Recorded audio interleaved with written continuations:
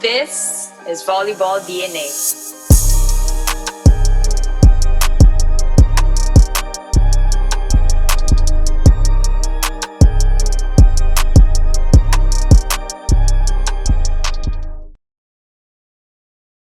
Hey guys, we have another member from the Philippine National Team Pool.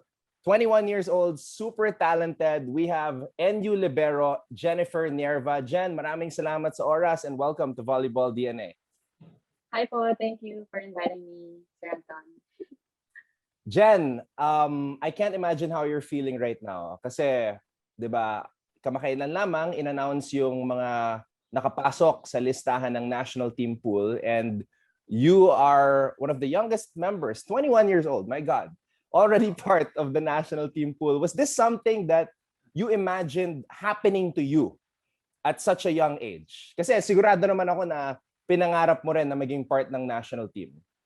Yeah, actually, it's always been my dream to be part of the national team. Lagi ko yung sinasabi sa interview. Actually, nag-post ako before, way back 2020, sa Instagram story, parang ask me a question and then someone asked me na parang, what's your biggest dream? And then I posted the photo of UC Games, sila Aya. Okay. Their photo, yeah. I posted it and then I said na to be part of the national team. And actually, Aya replied and then sabi niya, someday, hopefully someday. And hopefully magkasama tayo. And then now, sabi ko, oh my God, nangyari siya. So I'm very grateful, very happy talaga, and very excited kung anong mangyayari. Wow. Grabe. Ang galing, no? So, take me through the tryouts, Jen. Kasi I can only imagine you're there and then you're sharing the court with the likes of Abby Maranyo, Jaja Santiago, Majoy Baron, tapos syempre si Aya, yung mga teammates mo dati sa NU. So how did it feel in the tryouts na, you know, you're there, you're vying for a spot on the national team? Yeah.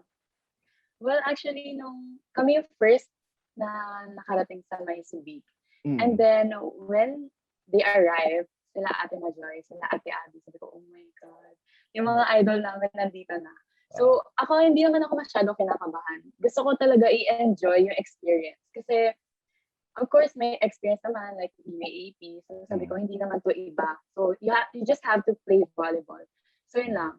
Nung nag-try out na kami, ang pinaka-memorable sa akin then is when they started cheering. Kasi ako yung nauna eh. Ako and si Pepito, kami yung nag-start mag-drills kasi bawal na sabay-sabay. Yeah. So, nag-start sila na, go Jen, go Liberos. And then yun, parang nawala lahat ng pressure. Wala, lahat. Nag-enjoy lang talaga. Kasi hindi lahat nag-attend eh. So, parang ang mindset na namin is to give our best and enjoy yung full tryout. So, yun. Si Pepito is the young libero from UST, right? Yeah, I think, yeah, she's the youngest sa lahat sa amin. Wow. Yeah, I as a list, if I remember right, 18 years old lang yun eh. Yeah. Grabe, no? She's the youngest, yeah. So, did you get any advice from them? Like, during the tryouts or after the tryouts, may lumapit ba sa'yo na to give you advice on what it's like to be on the national team? Meron ba? Or was it just like that, Actually, like motivation? Actually, wala. Parang, I prepared myself lang. Nung nalaman ko na I'm part of the tryouts, parang sabi ko, oh my God, this is my chance. Ito na yung chance ko to get that dream. And then, ayun, I'm very grateful because during the tryouts, si Ate Jaja, lagi siya nag-feedback sa akin. So, sabi ko, oh my God, nakakatawa kasi pag nakikita niya maganda yung ginagalaw ko, nice one, Jen. Kapag hindi maganda, Jen, improve ito. Jen, maging mindful ka, like that. So, nakakatawa kasi merong Ate Jaja nag-guide sa akin ng tryout. So, and I'm sure Jaja's somebody you look up to kasi NU din yan eh. Of course, yeah. Diba? Nagkikita ba kayo? Like, nung naglalaro pa siya sa NU? Yes. So actually, nung season 81, okay. Well, every time na mag-visit siya ng Philippines, talagang pupunta siya ng training natin. Lagi talaga. Tapos, yun, observe na kami, and then magbibigay siya ng mga suggestions, advice na nakuha niya sa Japan. And sobrang natulungan niya kami actually talaga. Okay. Jen, I'm sure as a libero, kasi as a libero, you have a certain job eh. Your job is to receive and your job is to pass. I'm sure you have some dream setters to pass to. Na yung tipong gusto mo bigyan ng magandang pass so she can set up the place properly in the best way possible.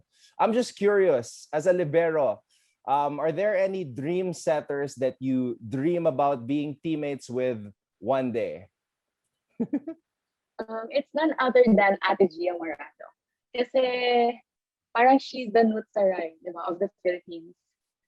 So she's one of the best setter. And gusto ko malaman kung ano yung feeling kapag super galing na setter mo. Kasi parang yun naisip ko is, madadala niya ako sa level na yun. Parang mapupush niya ako to give my best din. Kasi syempre, iba na yung level niya. So, I have to step up and I know na madami ako matututunan sa kanya. Kasi syempre, madami din siyang liberos na nakasama. So, yun, si Ate Gia talaga. When was the first time you watched Gia play and what was it about her that made you say, wow, this setter is really good? I actually can't remember the first time. But if pag sinabing Ate Gia, parang it's efficient. Si Ate Gia, sobrang efficient niya. And I can say na she's smart. Kasi, di ba, yung Ateneo, they played numbers of championships.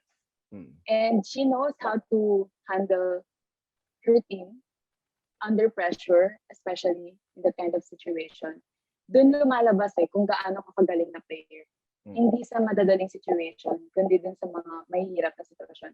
And yung mga mahihirap na sitwasyon na yun, makita ko kung gaano siya compose. And yung leadership niya bilang setter, grabe, iba yung impact niya. Like, nadadala niya even hindi pinakamagaling na spikers yung hawak niya.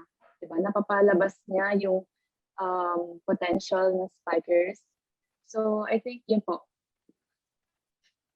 You know what? Describing Gia, parang in a way, you're also describing yourself eh. Kasi parang ikaw, you're the type of person na parang hindi ka naman nararattle, na you're very confident even though it's a tight game. And we're gonna talk about that later, your personality and demeanor on the court. We're gonna talk about that later. But to follow up on that dream setter teammate question, as a libero, you also have to position yourself behind the spikers in case they get blocked so you can dig the ball up. So, sa spikers naman, do you have any dream teammates na you one day hope to support? Yun nga, pag nag-spike sila, you'll be behind them in a way na sabihin mo, sige, I'm just behind you, I got your back. First in the list is Ate Jaja. Of course. Of course. Hindi yan mawawala sa list. Of course. Diba? Imagine na lang one good pass and then si Ate Gia yung setter and then ibibigay sa kanya. Oh my God, parang wala. Tapos na yung point na yun. Move on na. And then next would be Ate Eliza Valdez. Of course, the phenom. And middle pa is Ate Madi Madayag. Kasi and Ate Majoy Baron din. Kasi iba yung blockings nila. Parang iba kasi kapag sa defense, kapag maganda yung pattern sa block, mas mapapadali yung responsibilities ko, yung role ko. So, sila yung gusto ko talaga maging teammate. Kasi, ayun, mas mapupulido yung galaw ko. Madami akong matututunan. Ang sarap maglaro para mapapadali lahat. So, yun po. Okay. Well, thank you for being very honest and open about your dream teammates. And who knows, maybe some of them can get the slots. Kasi as we know, there are still 4 slots available.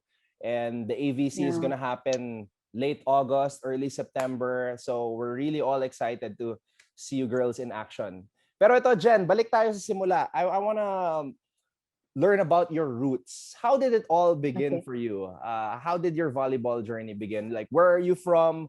Who influenced you to play the game? Well, it actually started when I was in grade 6. Late So, dun na, sa grade amin, 6? yeah, grade 6. Wow. So, dun sa amin, madami yung mga gays. Siyempre, alam mo yung gays, sobrang into volleyball sila eh. Like, lagi sila nanonood ng UAP, like that.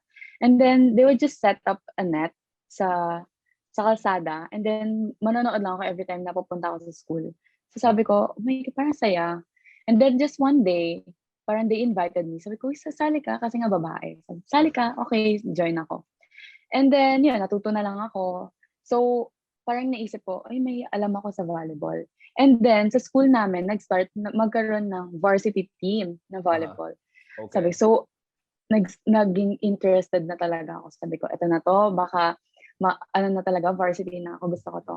And then, yun nga, for the first time, nagkaroon ng varsity team sa school namin. Okay. So, doon nag-start. And yung coach ko, magaling talaga, very strict. Parang gusto niya, andun lagi yung effort, gusto niya, parang perfectionist siya eh. So, nadala niya talaga kami. Like, ang dami ko natutunan. Like, naging strong ako as a person, not just physically, but emotionally, mentally. So, doon nag-start. And then, NCR meet, fast forward, si Coach Vince Vicente. Yes. Yeah. Coach Francis, yes. Yeah. He recruited me nung, yeah, Quezon City kasi kami nag-represent. And then, wala akong alam kung ano yung recruitment ganyan. Sabi ko, ano, NU ganyan. Actually, nanonood naman ako ng UAP, pero I'm not familiar sa schools. So, ayun. And then, sabi ko, okay. Parang, akala ko that time, tryout lang ako. Hindi ko alam na pasok na pala ako kapag may calling card na. So, pumunta akong NU. Sabi ko, oh my God, ang laki ng school nila. Ang laki na siya para sa akin, no? Ang laki ng NU. And then, nung pumunta ako doon, nakita ko si Ate Jaja. Sabi ko, oh my God, ang tangkad naman niya. So, ayun. Doon na nag-start na. Tapos, ayun. And then, sinabi na, okay, you're part of the team na. So, sabi ko, Wow. oh, wow. Wait, he gave you a calling card.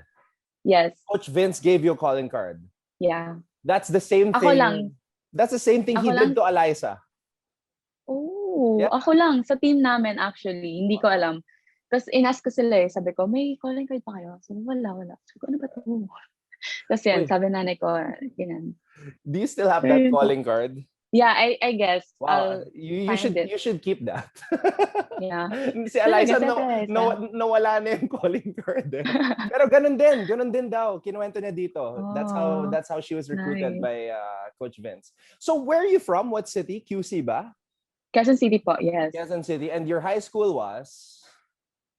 It's a public school. Your grade elementary school. Ah, yeah, Mines Elementary School. Yeah. What's the name? Sorry. Mines Elementary School. Mines Elementary School. That's also in QC. Yeah. Yes po.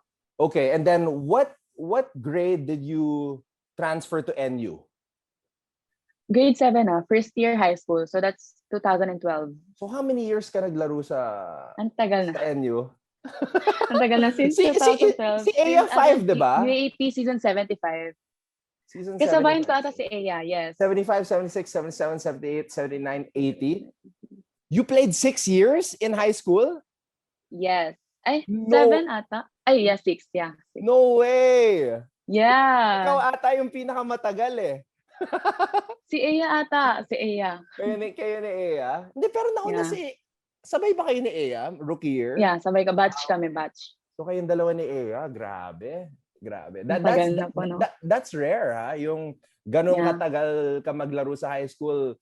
Back when I was playing UAP in high school, 4 years was long already eh. Yung maglaro ka ng 4 years because sa high of K-12 po.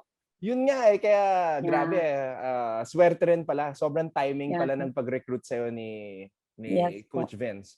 Alright, Jen, I want to ask you about your position. Kasi I was looking at the history and nag-best server ka pala in high school. So you weren't a libero in high school? Yeah. I was just converted. What was your first Actually, position? Okay, so mahaba-habang kwento to eh.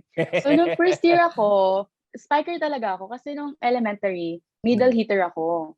So nung ni-recruit ako, tinransfer ako to open. Okay. So open ako.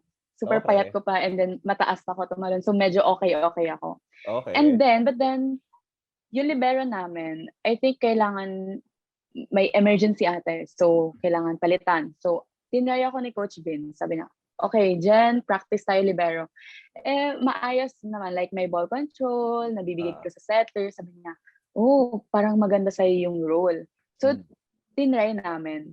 So, eto na, nag-championship kami against Lasal. Oh my God, yung Lasal, alam mo, ever since, even high school, kalaban pa namin si Kiana D, sila Don Macandili, naabutan po namin sila. Naabutan mo pa yon? Yes, first year ako, fourth year sila Ate Jaja. Wow. So, Okay. yun, talo kami. So, wala akong kamuwang-muwang, basta gusto ko lang rumeceive, dumepensa, ganyan.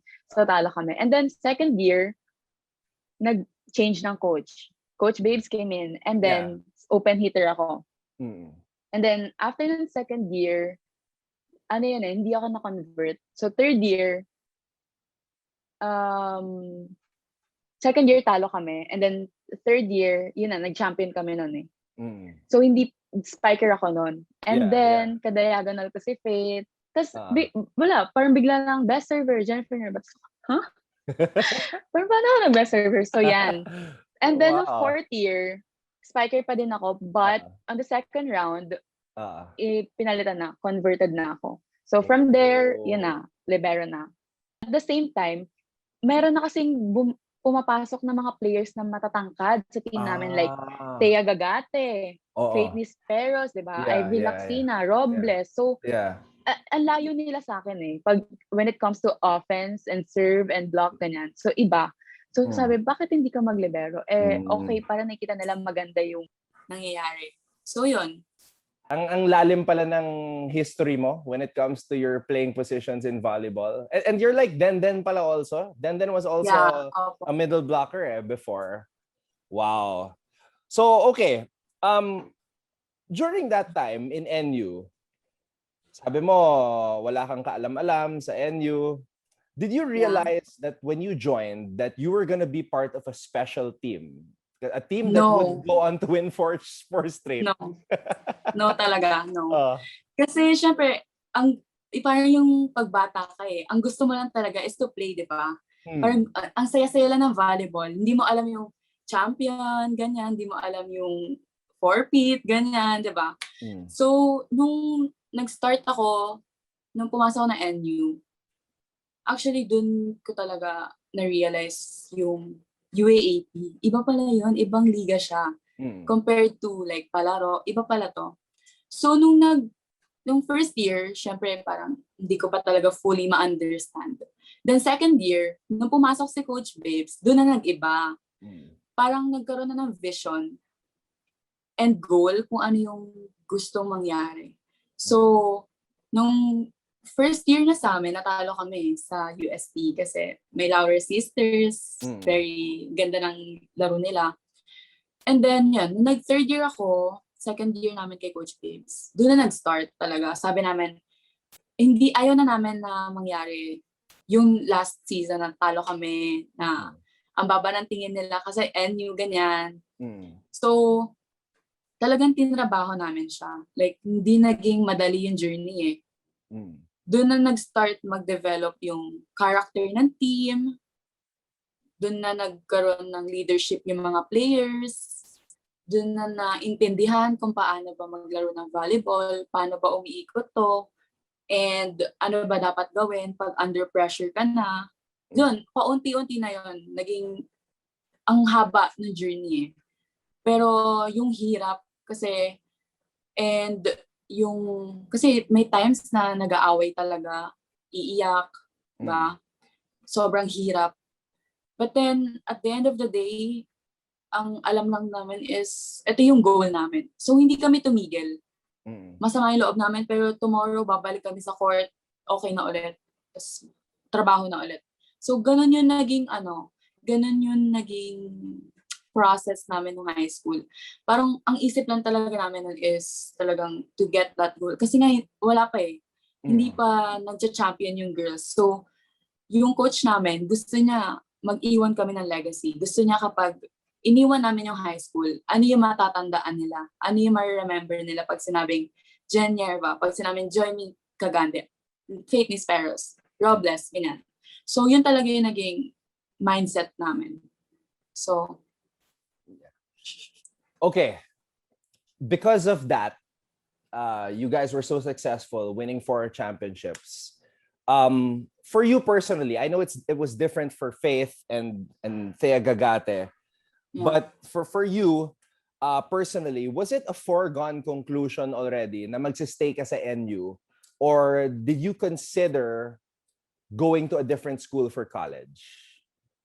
Well, actually, I also considered going to other college, but then I talked to my parents, and then they told me na iba yung investment ng mga tao sa NU, sa mga players nila. Like, of course, na-witness nila yung high school namin, kung paano kami alagaan, ganyan. Yeah. And I also talked to my batchmates, sila Joyme, sila Princess. And they told me na, let's stay. Para kung ano yung legacy natin sa high school, let's bring it sa college. Kung ano yung pinagtrabahuan natin sa NU high school, ibigay natin, mag-contribute tayo sa NU college. Kasi how many years na ang lumipas, wala pa din championship ang NU. Yeah. So, imposible sa amin yung mag-champion ng girls kasi wala pang gumagawa. So, ito, imposible, pero magiging possible siya, di ba? You just have to set your mind there and work hard to get that goal. So, yun, sabi namin, stay tayo. And iba yung may chemistry na kayo Pag nasa loob na kayo ng court, para magsa-sign-sign lang kayo, may intindihan nyo na isa't isa. Like, tinginan lang, alam niya na. Iba yon. So, yun talaga yung naging decision namin after nung high school. Yeah, even Faith was saying na, kasi I asked her to make kwento about how it was in the tryout. Sabi niya may time na kayo-kayo ulit yung magkasama sa court. And it was super familiar because yun nga, you guys were together in NU for such a long time. So Jan, I'm looking at the national team pool Grabe. You talked about NU having a legacy. And look at this. There are 5 NU players on this list. You have Cal, you have Ivy Laxina, Belen, Solomon, and yourself. Si Solomon and Belen, naabutan mo pa yan sa NU? Yes po. Okay, so I have not seen them play because unfortunately we did not cover the girls division back then, so I'm only limited to highlights. But a lot of people are commenting about them. Like even Mark Espejo in one of our episodes said he would choose Eliza Solomon to be like part of the national team. Like could you talk about, let's say, Solomon? Like what do you see in her future? Like what type of player is she? You know, Eliza is very chill lang. But then iba syempre tayo iba-iba yan ako kasi hindi ako chill. Talagang kapag under pressure talagang todo ako Pero siya parang chill lang, relax lang tayo. Pero very hardworking talaga ng batang to. And grabe, sobrang talented. You know what? Nung naglaro sila sa ASEAN. Okay. Oh my God. Talagang tinapatan nila yung Thailand. I mean, yung level ng laro ng Thailand is not easy. Talaga parang Lasal Ateneo yung labanan Ganun na. So, may kita mo yung andun lagi yung dedication niya kapag naglalaro. And may kita mo na may gusto siyang ma-reach. You know, parang may goal siya na sineset sa sarili niya. And gusto niya talaga ma-achieve yun. So, ako, nakita ko kay Eliza, ang laki, bright future. Pag napanood niyo po siya, mapapawaw ka na lang. Kasi, not just ang tangkad niya, super tangkad niya po talaga. Like, pag tumabi ako, parang andito niya lang ako. Pero, iba siya gumalaw. Yeah, I'm looking at the list. Naiintindihan niya paano maglaro. Third tallest pala siya sa team. She's the tallest. She's the third tallest behind Palomata and Jaja. Yeah. On the pool. So who would you compare her to? Like sa players natin dito sa Pilipinas. Who would you compare her to? Similarities.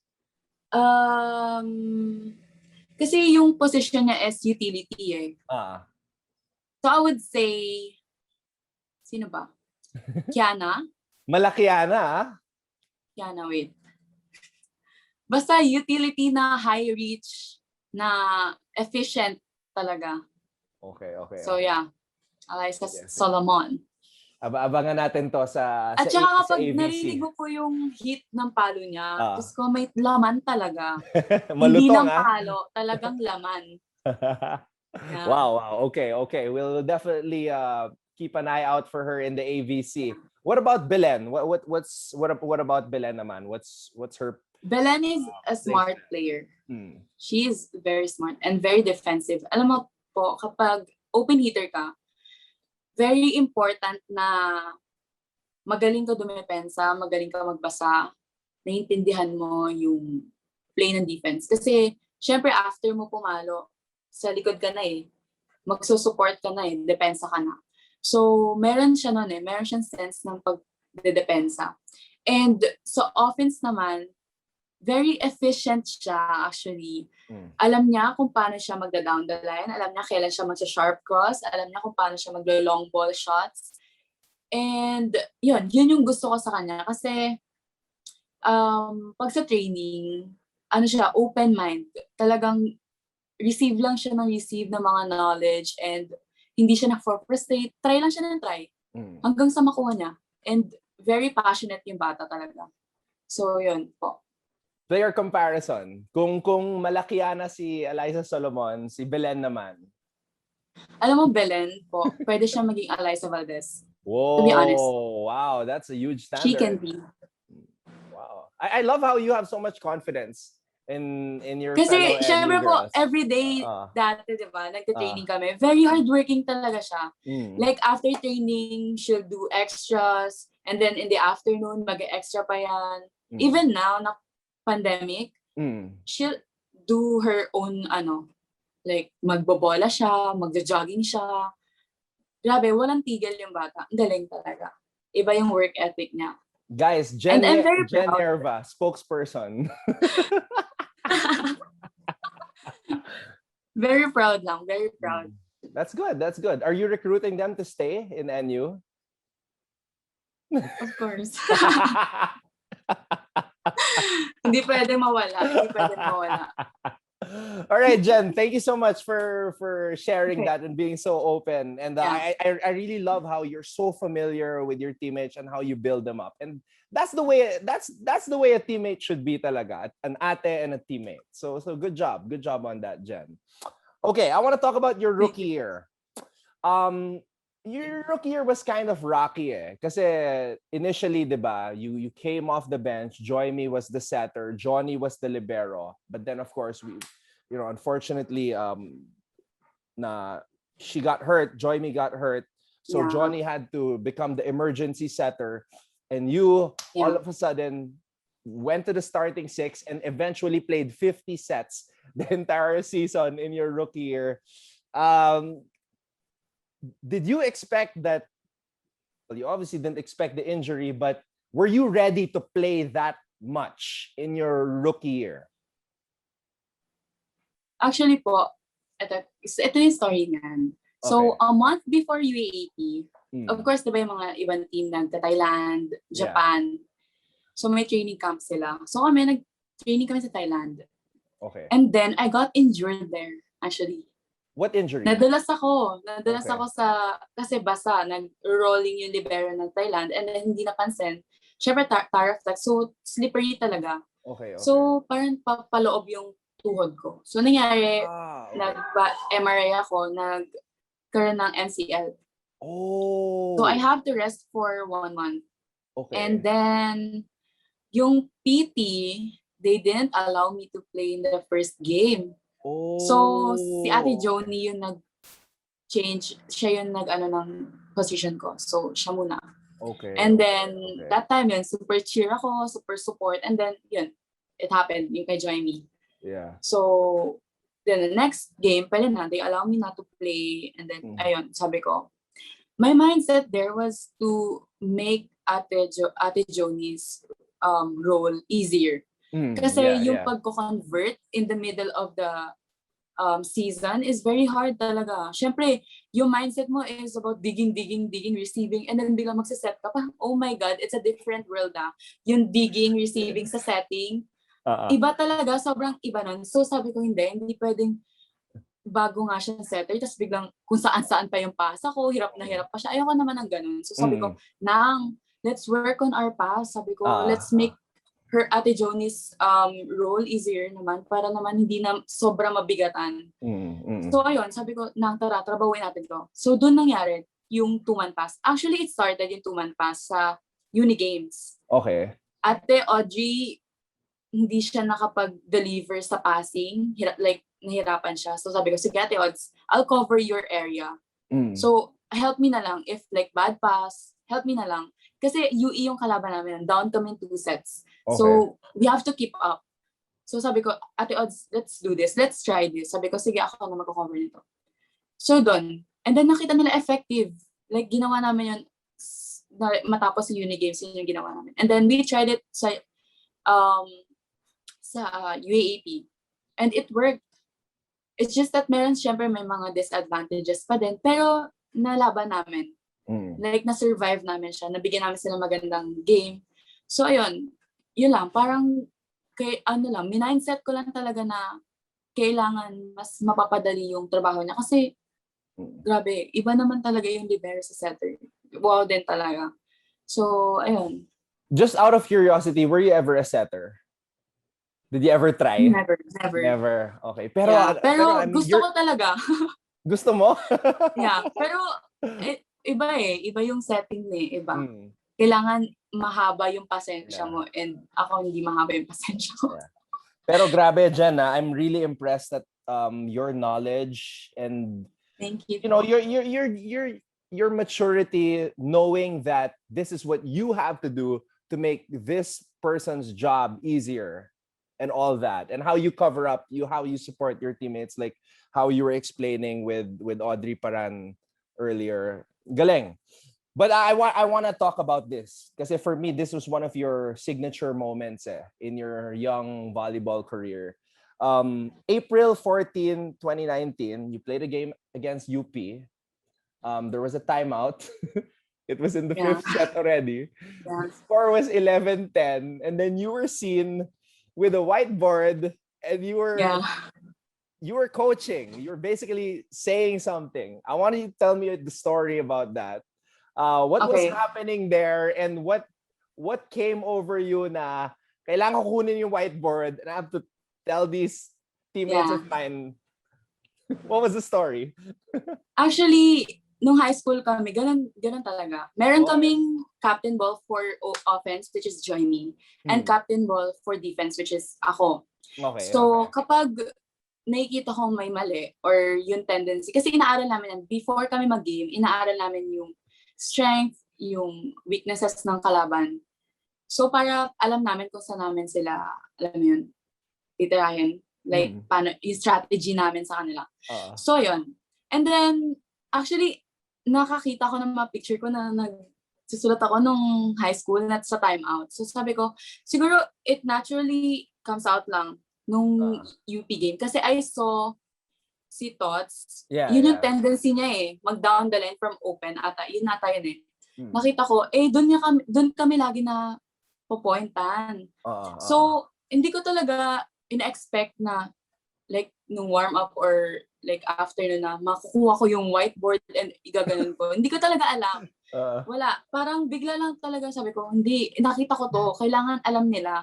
Kasi baka mangyari. And hindi kami ready. So, alam mo yung timeout, nakaganon ako kay Coach Norman. Coach, matapos ka na. Coach, matapos ka na.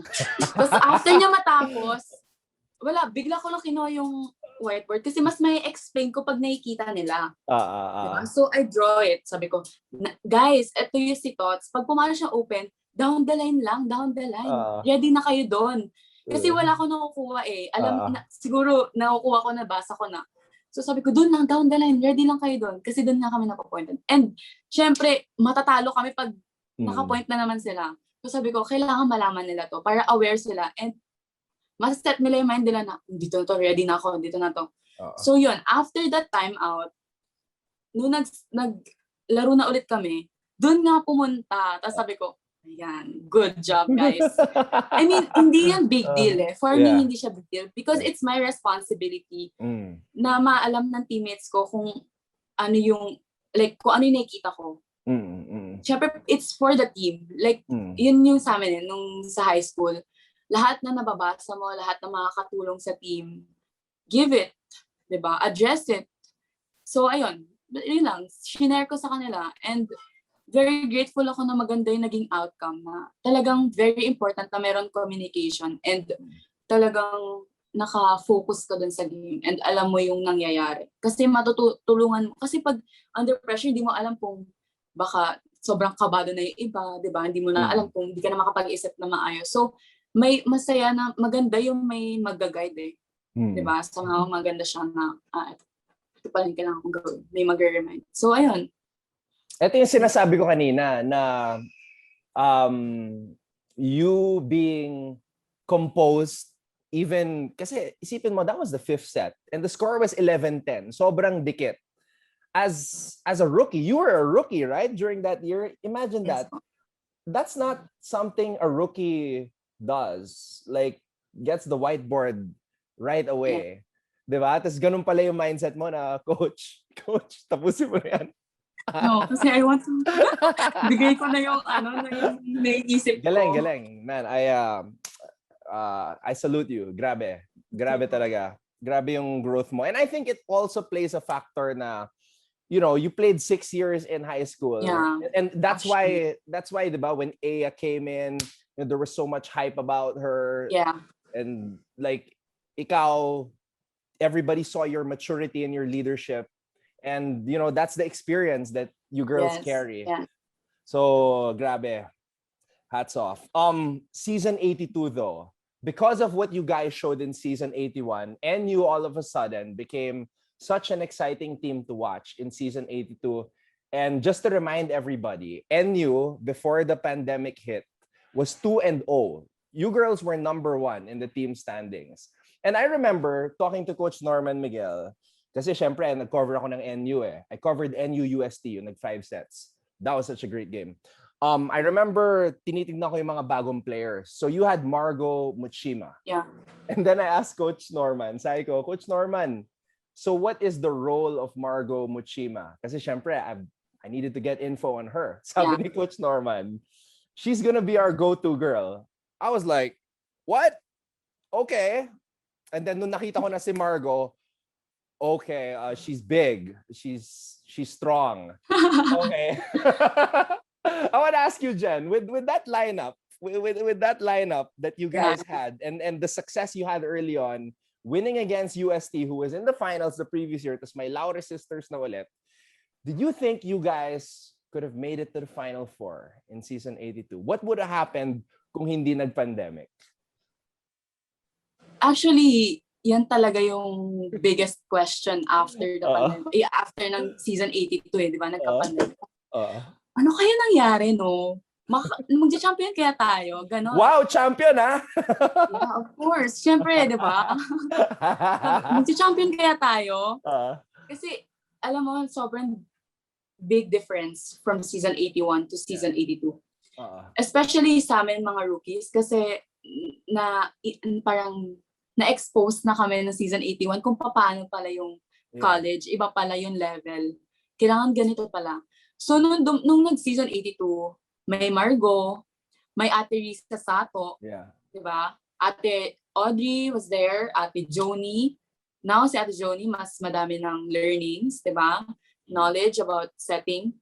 So, nung nag-training kami sa Thailand, we can see na, ay, may mararating tong team natin. At hindi na to yung last year na push over lang, na basta matapos lang yung laro. Hindi na. May laban na to. So, nung si Ate Risa pa yung naging captain ball, ay mas lalong nag-improve yung team. Kasi, iba yung leadership niya eh. And yung attitude niya, and yung way nila kung paano sila sa Japan, dinala niya sa amin. So talagang naging disiplinado kami, naging punctual kami sa training, talagang nag-extra kami, extra push, talagang walang complaints, talagang focus lang sa self-improvement, ganyan, sa team. So yun, nung nag-Thailand kami, ang ganda ng laban na nabibigay namin sa Thailand team. Having Kutika sa Kutika. Kalaban nyo? Opo, Kutika, yung mga dapat mag-VNL, laban namin sila. Though hindi kami nananalo, like maganda yung talagang panalo. Pero maganda yung laro, maganda yung laban. Talagang may tapat, natatapatan namin. So, nung UAAP, very excited kami kasi ito na to, may ibubuga na yung team natin. May ilalaban na tayo sa mga magagaling na teams. That's why talagang nilook forward na namin UAAP. And then, yun na, nag-USP. Hindi sila makakasabi na mananalo kami, di ba? So, nanalo kami. And then, Adamson, straight set, sabi ko, ay, ang ganda na ng takbo ng team. Ito na to. Pero, hindi kami tapos sabi namin, let's not be complacent. Kailangan tuloy-tuloy pa rin tayo. Di ba? Kailangan yung mind natin is not focus on the winning, but improving pa din. Hindi naman matatapos yung laro sa 2-0. So, tuloy-tuloy. And then, ayun, nagka-COVID. So, oh my God. Diba? Sobrang disappointed talaga. Grabe. Siyempre, tapos makakalaban pa namin sila Faith, diba? Sila Thea. Alam mo yun, parang excitement namin na putol, na udlot. So, wala. Sayang. Just thinking about it, no? Parang, grabe. Yun pala yung mindset mo, ah. I mean, I'm just amazed at your confidence na, diba? Sabi ko kanina, Final Four, but you know, of course, Final Four championship. No, it's okay. I mean, it's okay to, be confident in the ability of the whole team, diba? And it would have been nice to see you girls go up against Ateneo and actually, and all those other teams. Grabe kasi, I mean, looking at your lineup and everything you explained, lumaki pa kayo. I mean, you have Ivy, you have Margot, and then you have Risa, diba? Wow. Anyway, we're gonna have to wait for that, but at least there's a new opportunity for you, being a part of the national team pool, and we're very excited to see you play in the AVC. But before I let you go, Jen, I wanna get your thoughts about the upcoming PVL.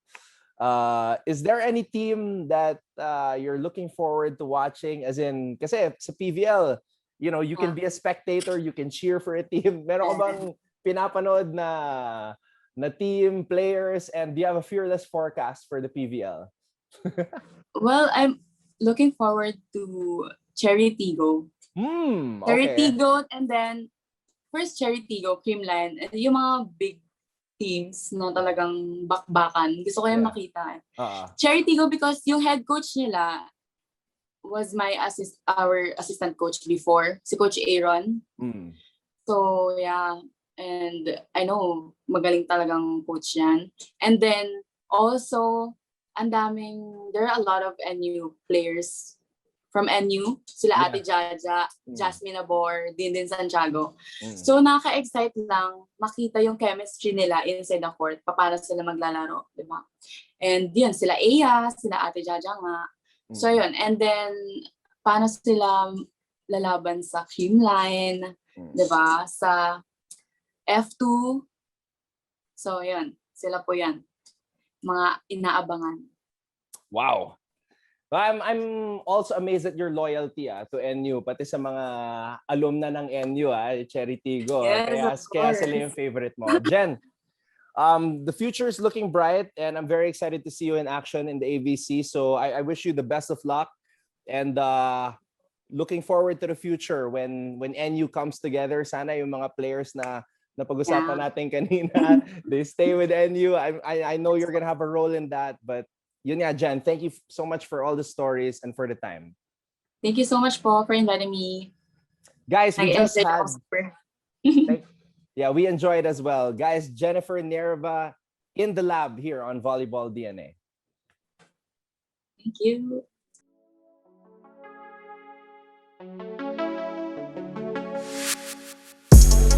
Thank you for watching Volleyball DNA. Make sure you hit the subscribe button to get notified for future episodes and interview highlights. And while you're at it, head over to our Facebook page by clicking on the link in the description.